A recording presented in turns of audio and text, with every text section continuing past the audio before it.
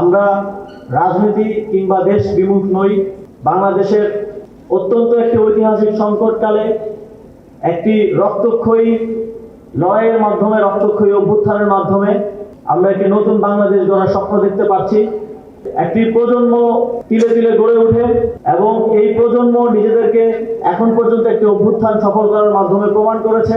সামনের দিনগুলোতেও যেন এই প্রজন্ম ব্যর্থ না হয় সেজন্য নিজেদেরকে প্রস্তুত করতে হবে এবং ভবিষ্যৎ বাংলাদেশ গড়ার প্রত্যেকটি ধাপে দেশের প্রত্যেকটি সেক্টরে নিজেদের সাক্ষরতার ছাপ রাখতে হবে। আমার মনে পড়ে 17ই জুলাই যেদিন প্রথম কমপ্লিট শাটডাউন ঘোষণা করা হয়, 18 জুলাই আমি বিকেলনেসা স্কুলের সামনে গিয়ে জায়গা পরিবর্তন করছিলাম, অন্য একটি জায়গায় যাচ্ছিলাম। আপনারা জানেন সে সময় নিরাপত্তা ঝুঁকির কারণে আমরা বিভিন্ন স্থান পরিবর্তন করে করে আন্দোলন চালিয়ে যাচ্ছিলাম।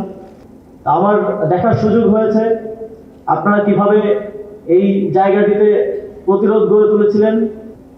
একটা চিত্র আমাকে সাহসী করে তুলেছে, শক্তি জুগিয়েছে। আমি আপনাদের মধ্যেই কেউ একজন হাতে একটি স্টাম্প নিয়ে সাইকেলে চড়ে যাচ্ছিলেন এবং পরবর্তীতে আমি সেই ছবিটাও পেয়েছি। আপনাদের এই লড়াই আমাদেরকে আন্দোলনের বিভিন্ন স্তরে শক্তি জুগিয়েছে, সাহস জুগিয়েছে এই আন্দোলনকে একটি অভ্যুত্থানে রূপান্তরিত করা এবং একটি সফলতার দিকে নিয়ে যাওয়ার ক্ষেত্রে আপনাদের লড়াই অত্যন্ত গুরুত্বপূর্ণ ভূমিকা রেখেছে। সেজন্য আপনাদেরকে আন্তরিকভাবে আবার ধন্যবাদ জানাই।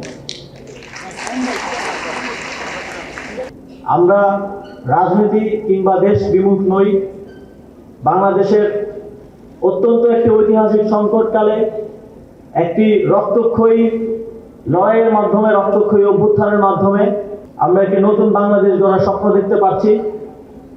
একই সাথে আমরা যেমন এই অভ্যুত্থানকে সফল করেছি, আপনারা যেমন এই অভ্যুত্থানকে সফল করেছেন, ঠিক তেমনি নতুন বাংলাদেশের যেই পুনর্গঠনের কার্যক্রম, যে সংস্কার কার্যক্রম, সেটিকে সফল করতে আমাদেরকে সমানভাবে গুরুত্বপূর্ণ অবদান রাখতে হবে, যেন আমরা আগামী দিনেও বলতে পারি, ইতিহাসে সাক্ষী হিসেবে একটি প্রজন্ম হয়ে থাকতে পারি, যে প্রজন্ম শুধু ফ্যাসিবাদী শক্তিকে ধ্বংস করার জন্য নয়, একটি দেশ পুনর্গঠনের গঠনমূলক শক্তি হিসেবে আবির্ভূত হয়েছে। জুলাই যেমন আপনারা রাজপথে নেমে এসে বাংলাদেশের প্রতিটি নাগরিককে, যারা দীর্ঘদিন ফ্যাসিবাদের করাল গ্রাসে নির্যাতিত নিপীড়িত হয়ে আসছিলেন, তাদেরকে একটি নতুন স্বপ্ন এবং আশা জাগিয়েছেন। তাদের সেই স্বপ্ন এবং আশা পূরণে আপনারা সামনের দিনগুলোতে আমাদের সাথে থাকবেন এই প্রত্যাশা ব্যক্ত করছি।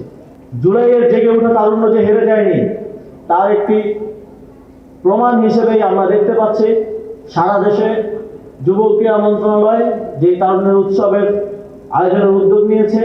সেই উদ্যোগে সারা দেশের প্রত্যেকটি স্কুল, কলেজের শিক্ষার্থীরা, বিশ্ববিদ্যালয় এবং 64টি জেলা, 495টি উপজেলা, বিভিন্ন ক্রীড়া সংস্থা, বিভিন্ন স্পোর্টস ফেডারেশনগুলো যে তারুণ্যের উৎসব আয়োজন করছে, সারা দেশে যে একটা জাগরণ সৃষ্টি হয়েছে তা প্রমাণ করে যে জুলাইয়ের যে তারুণ্যের শক্তি সেটি হারিয়ে যায়নি।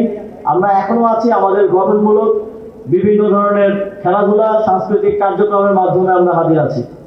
সর্বোপরি আপনাদের আজকের আয়োজন আমি দেখেছি, আপনাদের প্যারেড এবং তৎপরবর্তী আপনাদের যে তারুণ্যের মেলা আমি পরিদর্শন করেছি। আপনাদের যে অত্যন্ত সুন্দর উপস্থাপনা, পুরো স্কুল এবং কলেজকে আপনারা যেভাবে সাজিয়েছেন সেটিও অত্যন্ত মনোমুগ্ধকর এবং আমি আশা করব আপনারা সামনের দিনগুলোতেও এভাবেই আপনাদের যেই ঐক্য সেটা দেখাবেন এবং সুন্দরভাবে আপনাদের ভবিষ্যৎ গড়ার জন্য এগিয়ে যাবেন।